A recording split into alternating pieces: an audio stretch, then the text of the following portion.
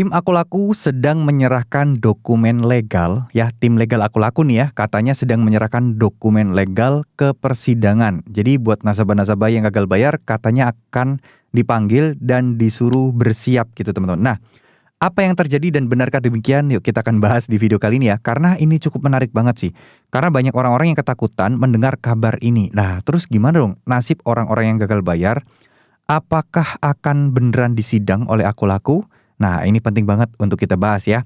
Oke, jadi kemarin itu ada yang nanya nih, Bang, beneran nggak nih Bang? Saya dapat email, katanya data saya dengan data ke-20 orang lainnya, ini akan dibawa ya, akan dibawa oleh tim legal yang ngaku-ngaku dari Aku Laku untuk dibawa ke persidangan atau ke pengadilan negeri terdekat untuk diurus masalah perdata. Bener nggak sih? Nah, kayak gitu ya.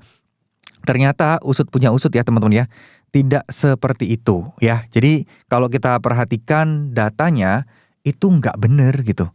Itu ya cuman mungkin agak-agak sedikit ancaman gitu ya. Mungkin agak sedikit-sedikit ya mungkin trik-trik dari oknum penagihan membuat kita itu cemas, membuat kita tuh segera melakukan pembayaran. Karena di situ juga tertulis kalau tidak bisa membayar sampai tenggat waktu tertentu di tanggal yang ditentukan, tanggal sekian gitu ya, maka ini akan diproses dan akan dilakukan proses pemanggilan.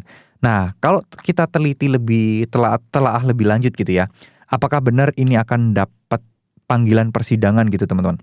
Sebenarnya tidak sesimpel itu gitu loh. Jadi kalau itu nama udah masuk ke pengadilan, artinya kan udah digugat secara perdata.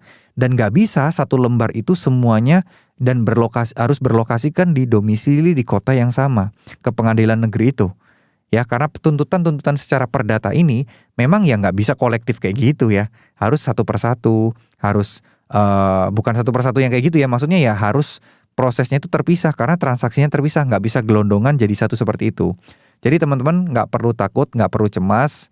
Ya insya Allah ini sih pasti akan baik-baik saja, pasti akan aman-aman aja. Tetap semangat, jangan takut. Semoga kedepannya teman-teman bisa tetap memaksimalkan ya ketenangan hati kalian, pasrah, ikhlas, dan memaksimalkan prioritaskan apa yang kita bisa kerjakan. Nyari penghasilan tambahan kek, atau mungkin cari pekerjaan lain kek, itu lebih penting dibandingkan kalian takut dengan hal-hal beginian. Ya, tetap semangat. Terima kasih. Wassalamualaikum warahmatullahi wabarakatuh.